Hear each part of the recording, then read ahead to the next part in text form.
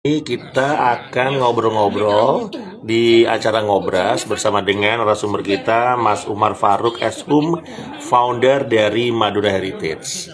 Itu beliaunya udah siap. Sekarang halo, selamat malam.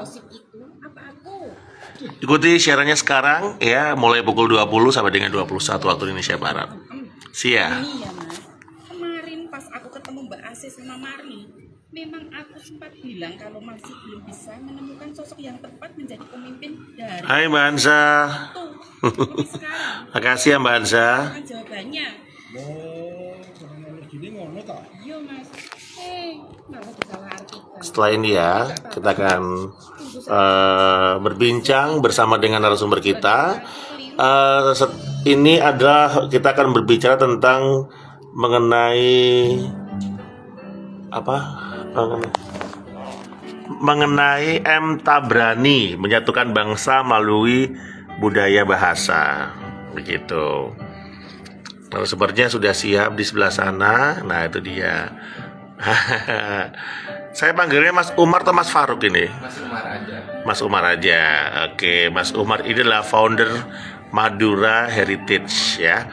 Madura Heritage itu apa? Nah, nanti akan kita bahas.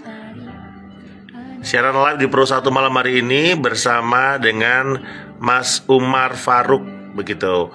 Walaupun beliau adalah salah satu founder Madura Heritage, tapi Mas Umar ini sudah di domisilinya di Surabaya ya Mas Umar ya. Betul. Di Asem Rowo, di kawasan Surabaya Utara. Betul begitu ya? Oke. Selamat bergabung Bapak Ninding NJP, Bapak Dijiko. Terima kasih sudah bergabung bersama kami. Dan nanti kita akan sama-sama mengikuti sesaat lagi ya siarannya bersama dengan Mas Umar Faruk, founder dari Madura Heritage. Oke, kita masih menikmati satu lagu ini dulu. Ini datangnya dari Monita Tahalea dengan Hai ya. Oh, dari Semarang hadir ya. Terima kasih Semarang. Bapak Dijiko apa kabar? Sehat selalu ya. Alhamdulillah. Tetap bersama kami di Pro 1 RRI Surabaya, Bapak. Terima kasih atas atensinya. Ini nggak tahu kenapa saya tiba-tiba pengen live IG ya. Ya tadi nggak pernah live. Itu Mas Umar juga live IG katanya. Nanti bisa di follow IG-nya @maduraheritage ya. @maduraheritage. Nanti bisa di follow, bisa dilihat apa-apa saja yang diposting. Kalau pengen tahu tentang sejarah Madura itu seperti apa ya. Karena kan Madura dan Surabaya memang tidak pernah bisa dipisahkan gitu ya. Apalagi sekarang sudah ada jembatan Suramadu. Kayaknya mau ke Madura itu kayak udah mau ke Sidoarjo atau ke Gresik gitu ya. Nggak harus nyebrang laut dulu kayak dulu ya. Deket ya, apalagi sekarang udah nggak berbayar. Jadi kita bisa datang, bisa main kapanpun. Dan kapanpun dan jam berapapun kita bisa ke Madura. Bolak-balik nggak masalah. Yang pasti tetap jaga kesehatan dan jaga keselamatan. Oh, aku juga asli orang Madura. Oh ya, Madura Dima. Maduranya mana Pak Dijiko? Kalau boleh tahu nih, ini karena Mas Umar ini dari Madura Sumeneb ya Mas ya? Dari Sampang. Oh, dari Sampang. Kalau Sampang itu tengah-tengahnya Madura itu. Jadi kalau Madura di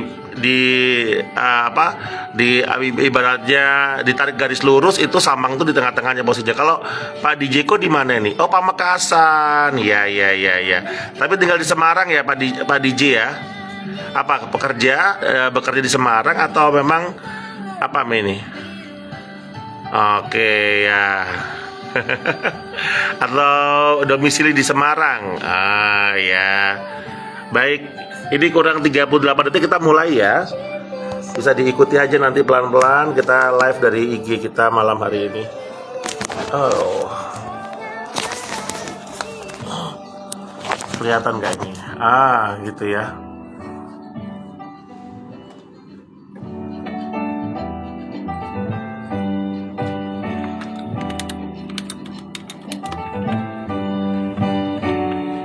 dari kawasan Jalan Pemuda 82 sampai dengan 90 Pro 1 RRI Surabaya, kanal informasi dan inspirasi. Selamat malam pendengar, senang sekali saya Juadi Yuanda yang malam hari ini menjadi teman terbaik Anda. Surabaya malam ini menggantikan posisi rekan saya Dini Wardani yang tadi sudah Anda bisa ikuti perjalanannya di Surabaya sore ini.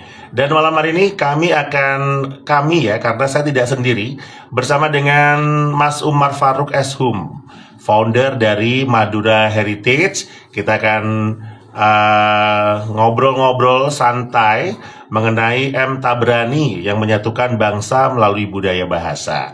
Dan bagi Anda yang ingin bergabung bersama kami undang atensi Anda untuk bisa bergabung melalui line telepon 031-534-5474 dan juga di 031-534-7950. Atau Anda juga bisa bergabung bersama kami di line WhatsApp ya, WhatsApp Pro 1 di 08133 satunya 4 kali 992 begitu. Dan malam hari ini kami juga menyediakan pertanyaan untuk Anda yang sudah bergabung melalui live Instagram kami @Pro1RRI Pro1SBY ya.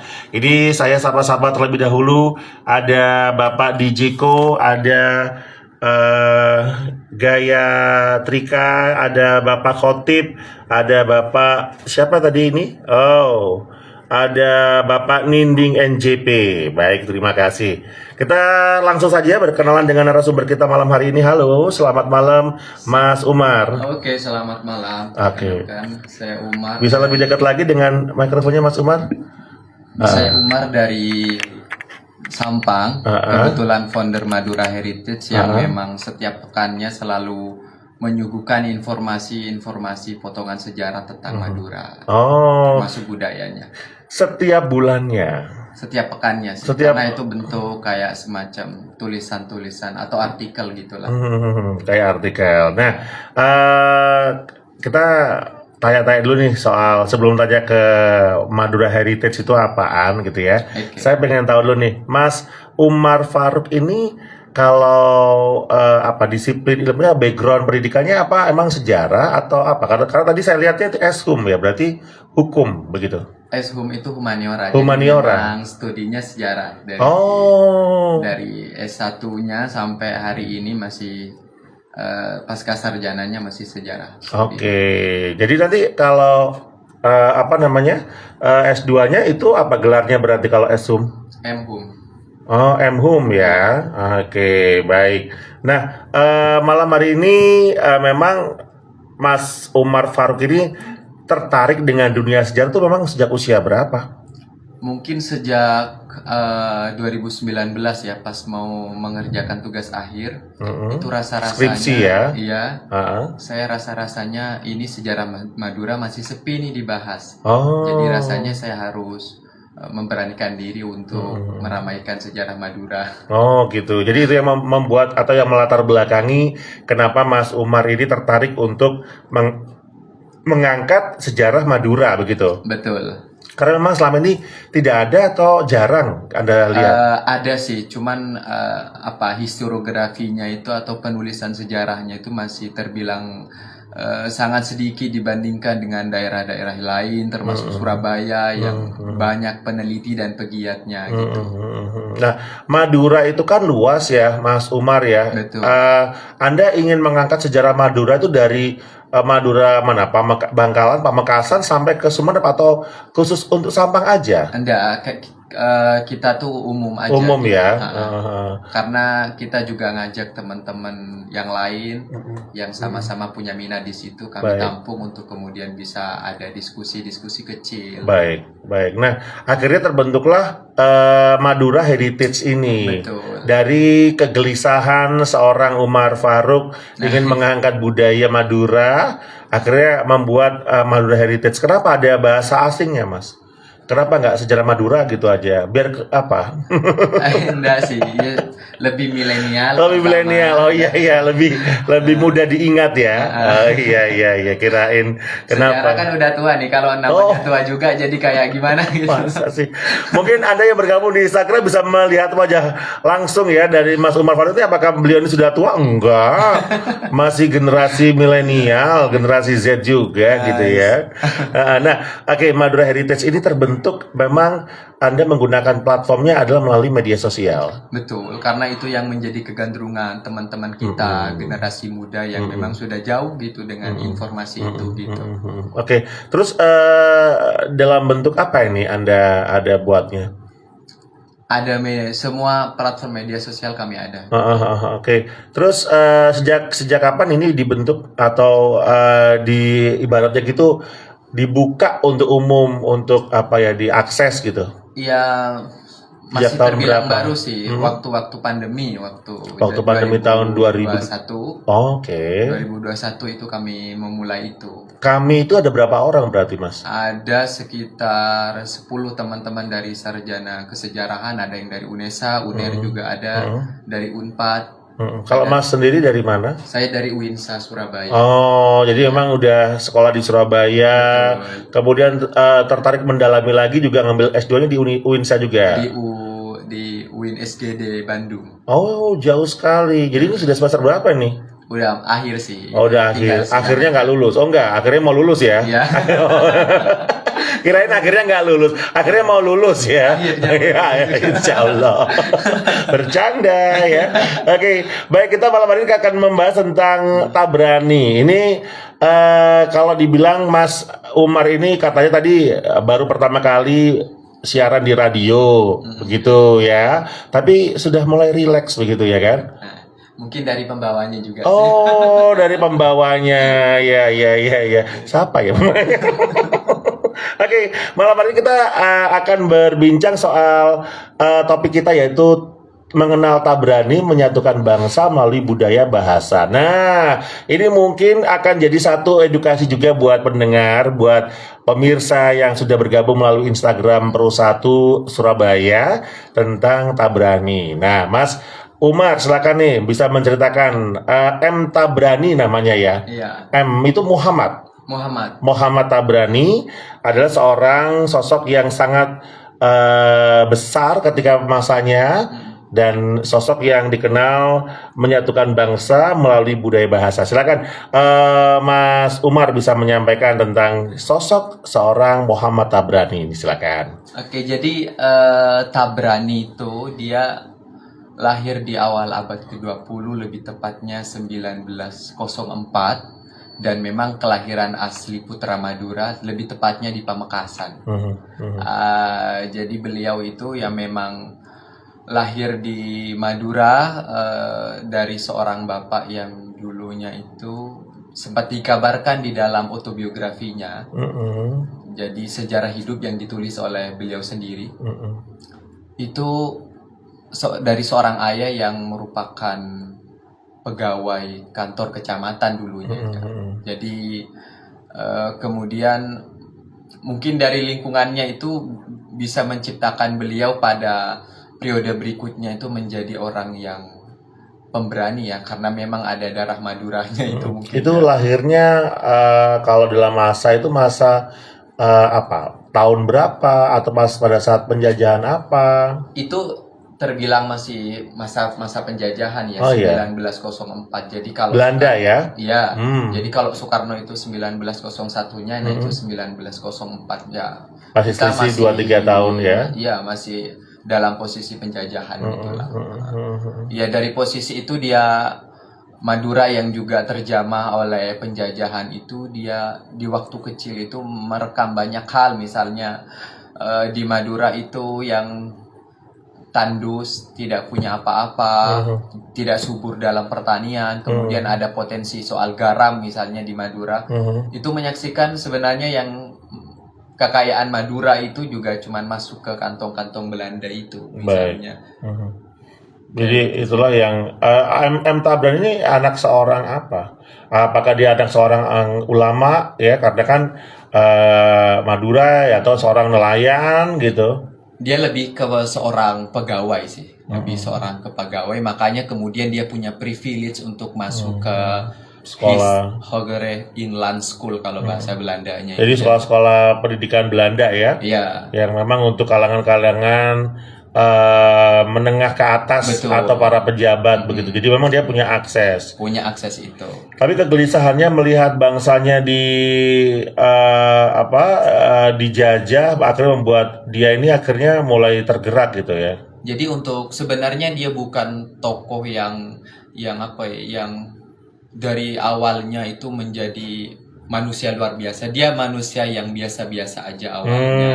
Bahkan di dalam buku autobiografinya itu diberi berjudul Anak Nakal Banyak Akal katanya. Anak nakal banyak akal di autobiografinya. Kenapa iya. begitu ya? Jadi di cerita kecilnya itu di Madura itu dia termasuk anak kecil yang lebih sering ada di sungai daripada di rumahnya gitu-gitu.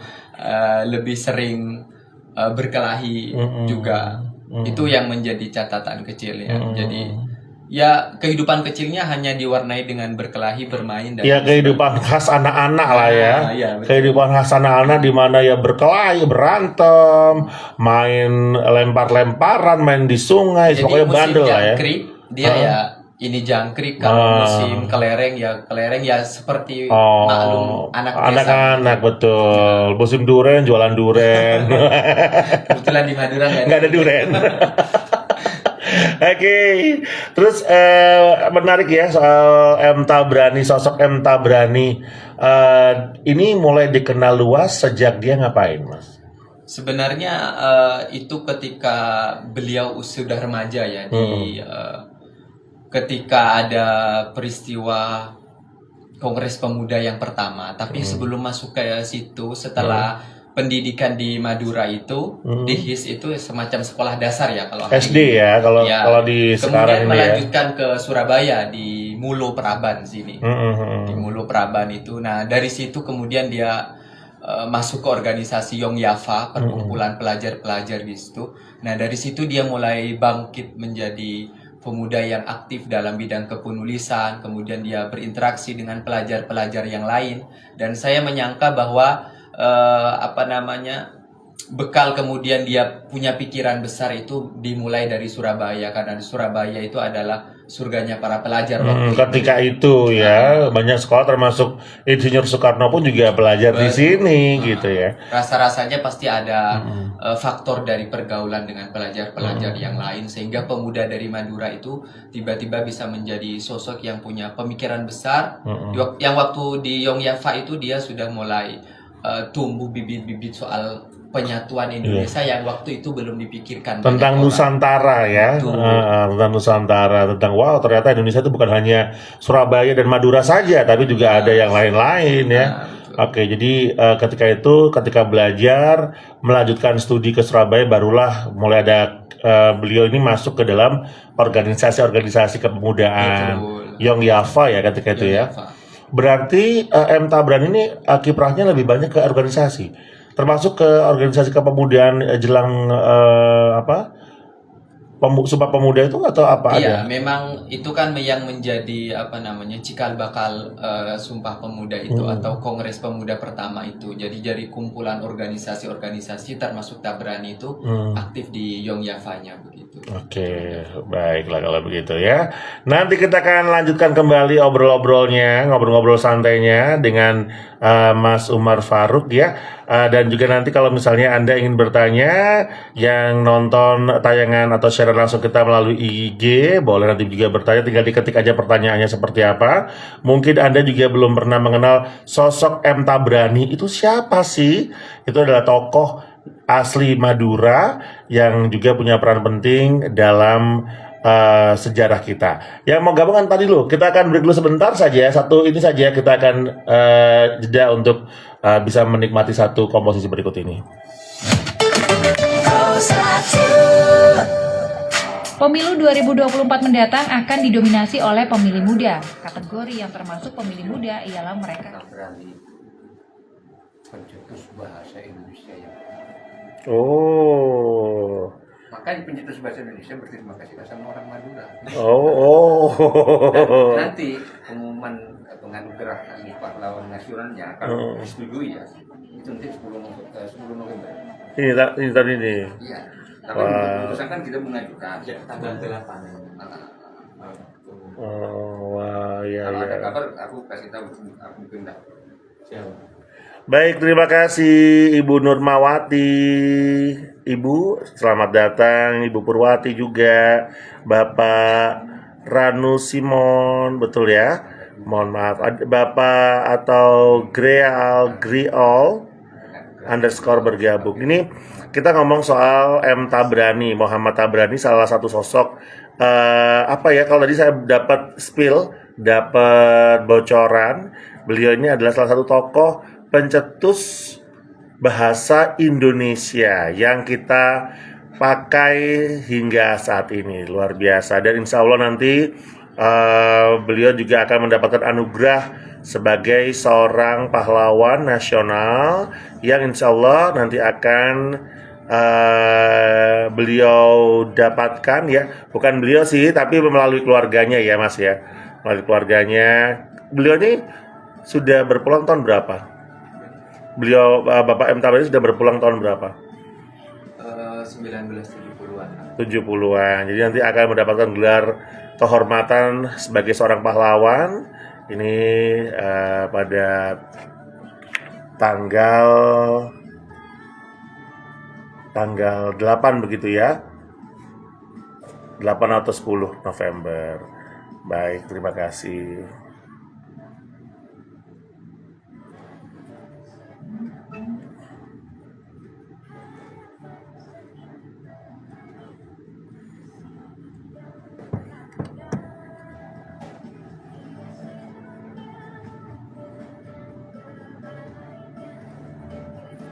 Ya, setelah lagu ini nanti kita akan bergabung kembali.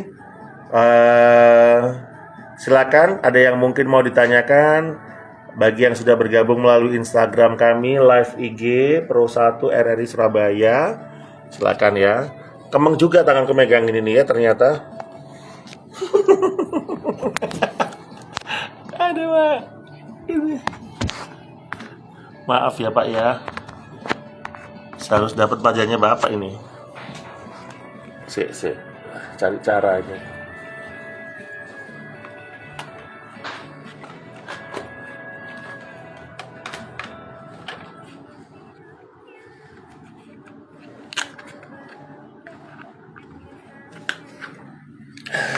Semoga bisa.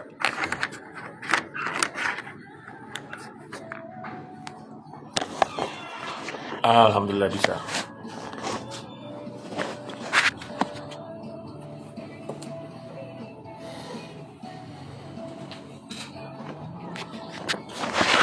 Baiknya saya langsung ke Ya, tapi tenang aja, masih banyak waktunya. oh gitu.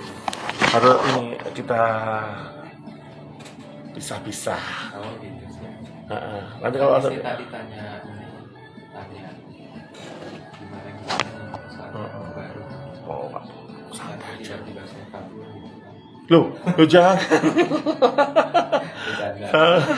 Bercanda. Kalau tiba-tiba saya kabur, sampai tiba-tiba yang kelihatan gitu kok tiba-tiba.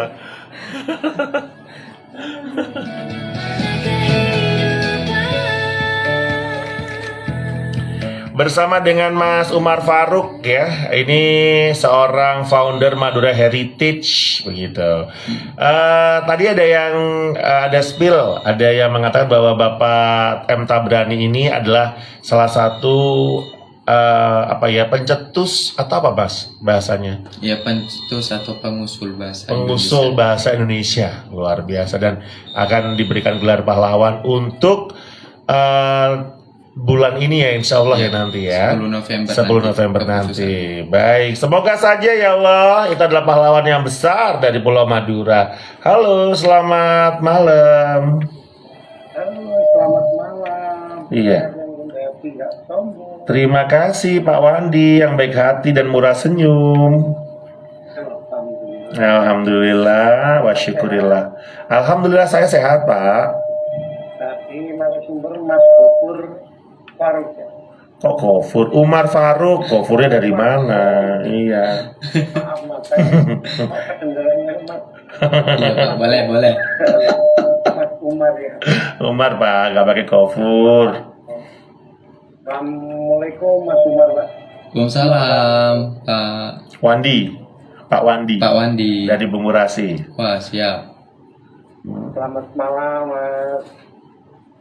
Ya, selamat malam Pak Wandi, sudah dijawab tadi. Silakan. Oh, iya. Mungkin ada pertanyaan yang mau disampaikan Pak Wandi? Ya. Dengar ya.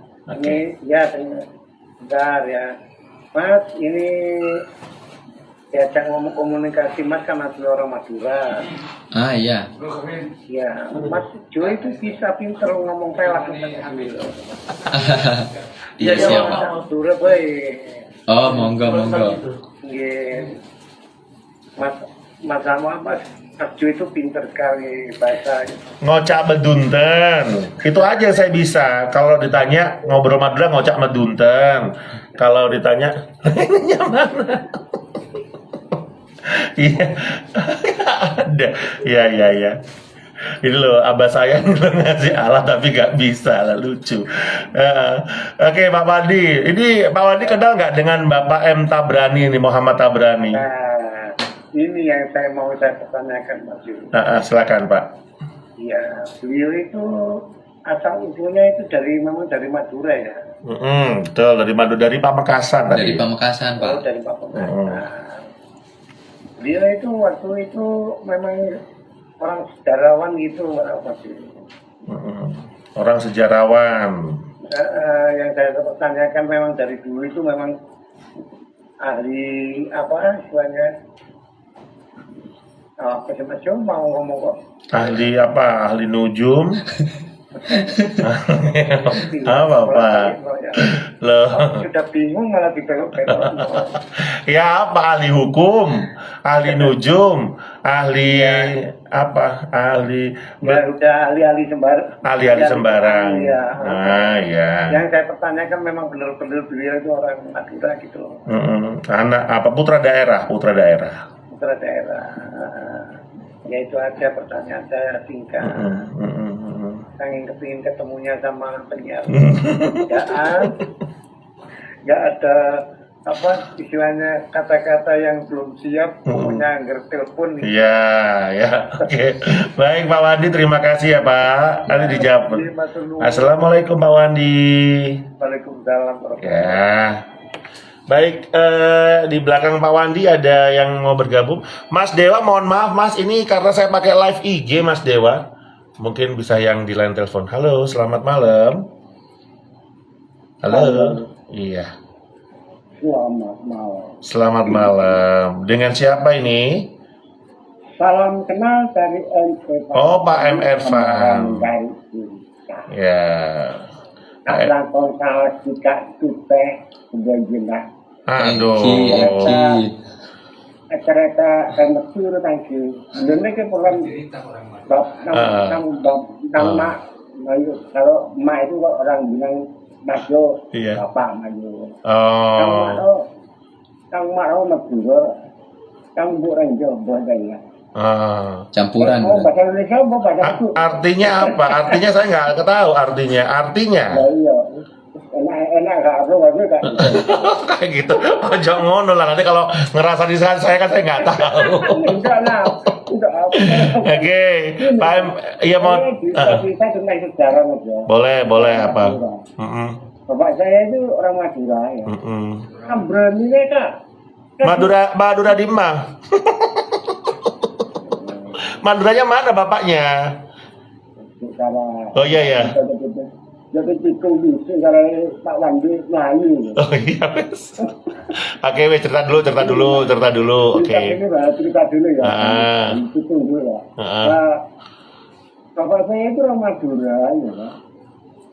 Kalau orang Madura itu kan berani itu Hutai Pak. Apa tuh? Kurang jelas Hutai juga itu suara. taman ya. Oh taman. Iya. Hutai. Kalau pulang ke Madura itu orang mulai gampang dari Ketrabe, Ketrabeli, orangnya enggak itu keturunan tapi ya ngerti saya, ceritanya saya. Di tahun 50 itu datang ke Surabaya. Oh. Terus waktu lahir saya itu 50 ke Surabaya. Heeh. Lalu pulang baliknya tuh bales sih loh mas. Anu mas tuh. Iya. Balik sih nama Duro. Durone yaitu kita Tabrani. Tabrani. Oh. Nyambit kutai. Kutai. Iya. Tabrani gitu ya. Oh, baca gitu. Yang disejarakan atau tidak disejarah nggak ngerti ya, karena kebetulan saya orang Jawa dan keberapaan sebetulnya. Lalu ya itu lama-lama pas ada cerita masih menceritakan tentang Tabrani, sebenarnya kayaknya aneh Putra Bapak kan ya. Jadi Tabrani masa Tabrani tentang Putra Bapak. Bapak saya itu dulunya itu kecilnya baik gendungan mas. Oh, iya. Oke. Ini hubungannya sama Tabrani apa tadi? Nah, itu apa? Karena ini ada cerita baru ini, jadi masuk entah itu ada berkaitan atau tidak. Oh, siapa tahu ada hubungan antara Tabrani dengan bapaknya Pak M. Irfan ini. Ya berkaitan tidaknya itu karena saya orang di Jawa. Ya, oke, baik. Akhirnya telepon dalam yang 9 di itu mas. Ya. Juga. Ya. Bapak punya fotonya almarhum bapaknya bapak. Oh, bapak ini. Bapak. Yo, jadi baca apa? Iya. Saya nggak tahu mau baca apa. Ya wes. Sudah. Ya. Ya wes, makasih Pak Emervan, kita ke penelpon selanjutnya ya. Terima kasih. Ya, sekelangkong. Nah, ya sudah, kita hold dulu sebentar, kita mau jawab pertanyaannya satu persatu. Baik, silakan. Mas Umar M. Tabrani, mungkin langsung ke intinya aja nih. Oke. Yang pertanyaan yang mana nih tadi? Tadi yang pertama itu adalah apakah memang Pak M. Tabrani orang Madura? Jelas. Oke. Berdarah Madura, putra daerah yang memang aktif di keorganisasian. Nah, kemudian di Surabaya sekolah ketemu dengan para pemuda-pemuda yang memang punya visi misi yang luar biasa tentang Nusantara. Betul. Oke, akhirnya berkiprahlah beliau ini di situ dalam dunia organisasi. Memang bukan perang yang angkat senjata gitu, tapi lewat organisasi ya. Terus kalau pertanyaan tadi Pak Emerson tadi ada hubungan keluarga bapaknya dengan Pak, saya nggak ngerti. Jadi memang nggak bisa ngelacak juga ya. Iya, saya. bisa jadi ya, bisa jadi. Tapi mungkin bisa disampaikan. Iya. Pak M. Tabrani ini mungkin intinya seperti apa beliau ini? Jadi Pak M. Tabrani itu, jadi beliau memang putra asli Madura, dan beliau itu tidak menamakan beliau sebagai seorang bangsawan yang keturunan kerajaan Madura, tidak. Tapi memang sempat diinformasikan bahwa kakek dari pihak ayahnya itu pernah sempat menjadi semacam kapten barisan Madura. Jadi pada tahun itu oleh pihak Belanda, pemuda-pemuda Madura itu sempat diwajibkan militer gitu. Nah, Wamil ya, ya, kalau bisa sekarang itu. Dan yang dari Tabrani itu sempat menjadi seorang kapten gitu-gitu. Jadi kemudian ke bapaknya menjadi seorang pegawai pejabat di kantor kecamatan ya, mungkin dari awalnya itu sih. Tapi Jadi memang orang-orang birokrat lah ya. Berkaitan sama pertanyaan Bapak tadi saya masih belum tahu. bisa. Saya juga nggak paham. Kita teman-teman dulu ya. Halo, selamat malam. Selamat malam. Dengan M. Irfan tadi mas. Doala, gimana Pak? Anu mas yo. Buktinya tang bapak, lah kan kesongkan. Pakai bahasa Indonesia aja biar saya juga paham. Orang-orang juga paham. Ayo, pakai bahasa Indonesia saja. Cara Jawa ya, disungkani loh mas. Oke, disungkani. Terus pertanyaannya apa? Itu loh, makanya aku cerita yuk, kok nyambung, boy itu iya, tapi saya nggak ngerti mas. Iya, pertanyaannya. Ada emang Madura nggak ngerti, repot. Nek masnya kan ngerti toh. Iya. Bahasa Madura, biar jelas gitu loh mas. Dan juga kalau gitu masih jangan ditunggu terus mas, saya tidak cerita. Terima kasih, selamat malam.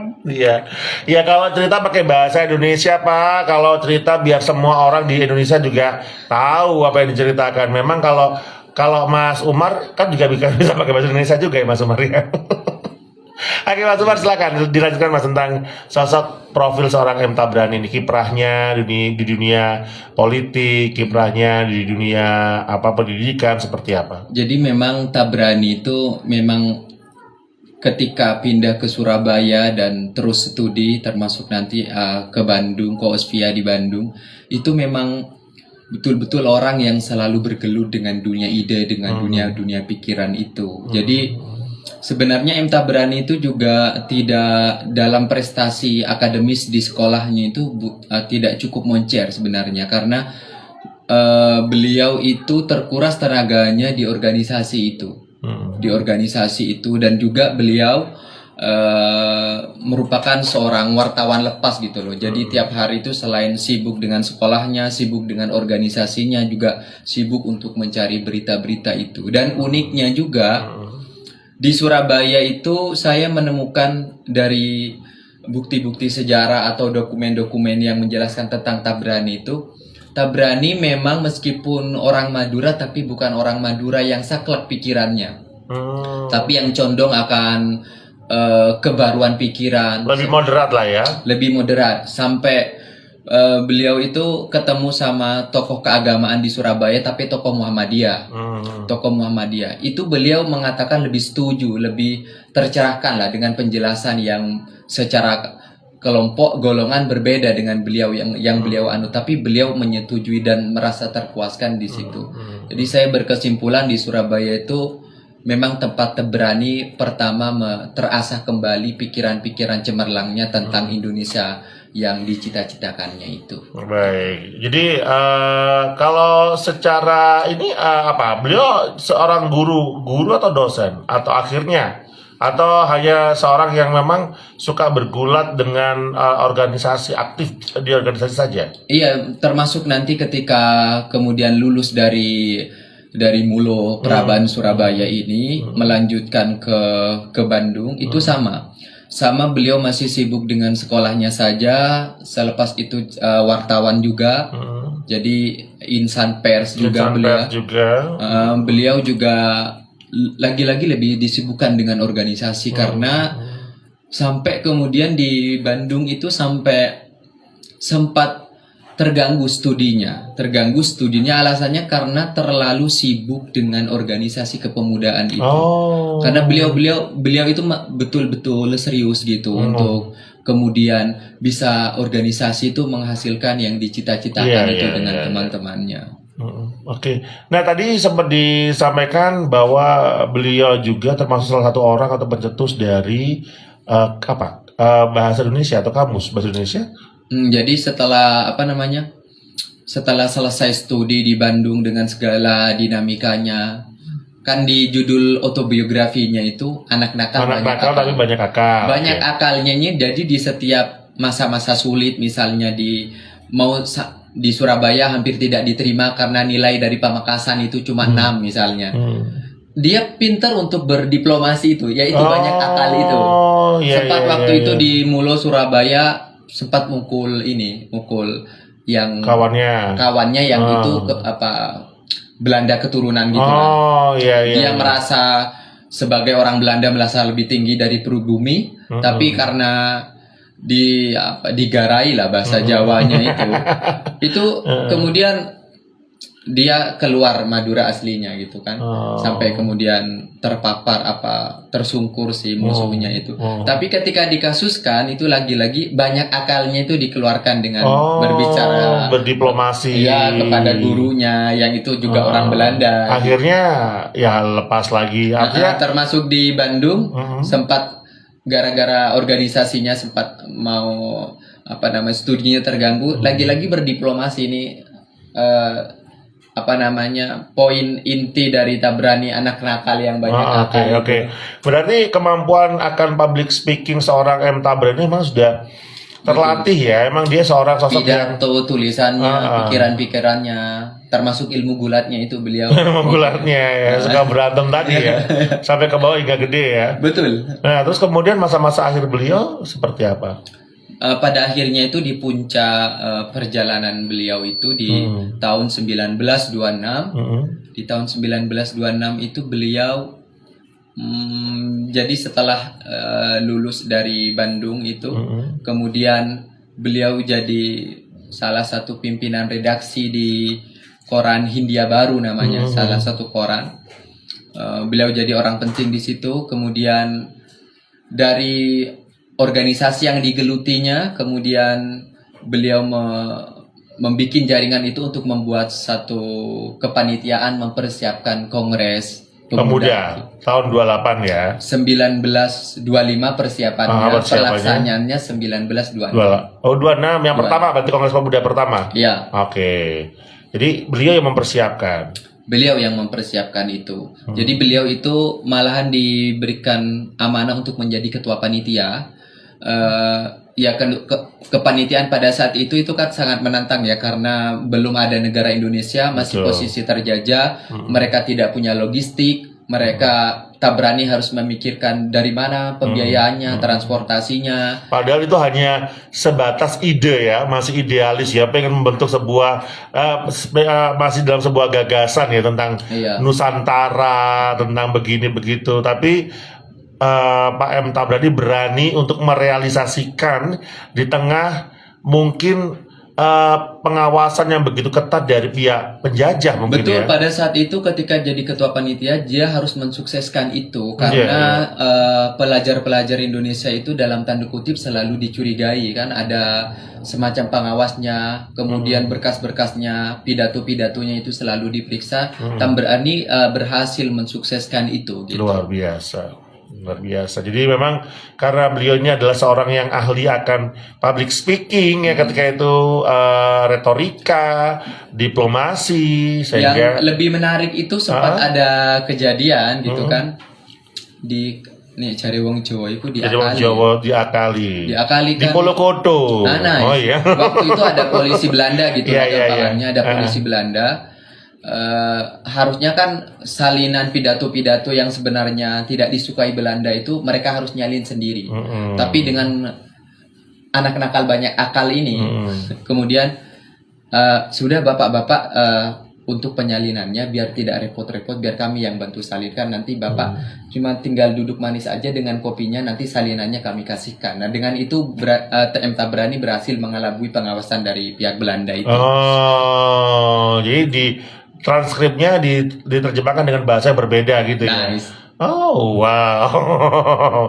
Oke, terus akhir dari karir beliau, apakah beliau sempat ditangkap oleh penjajah juga, sempat dibuang, atau terus akhirnya meninggal di dalam posisi keadaan yang seperti apa?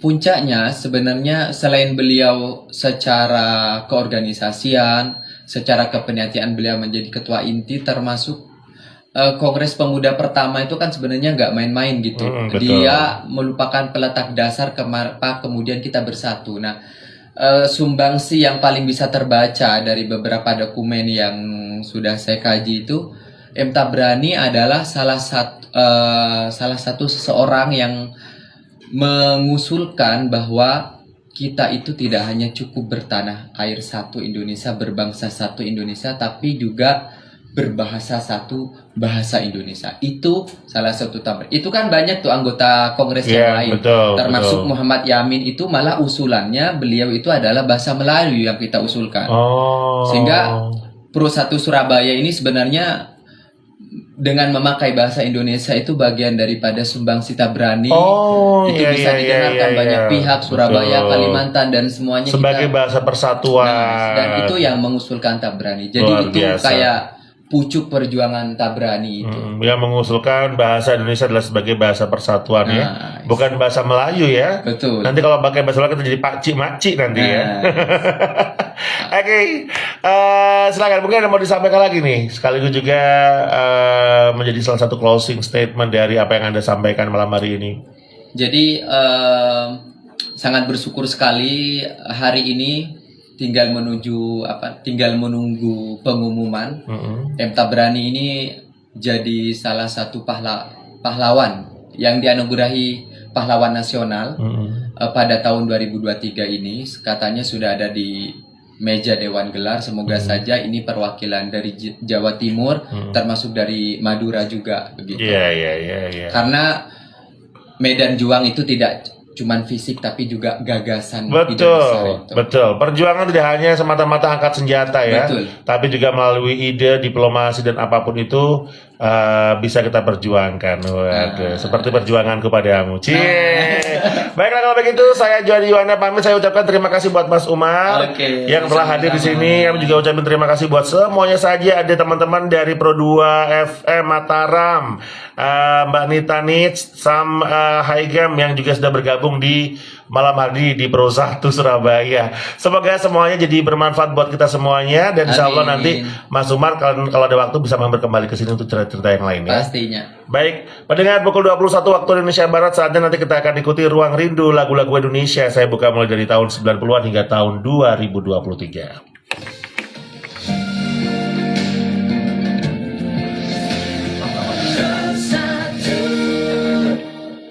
Balai bahasa siaran. Ya Mas Yo. Ya, Pak. Kemudian ada jadi pahlawan nasional beneran. Mm-mm. Ajak balai bahasa. Oh iya.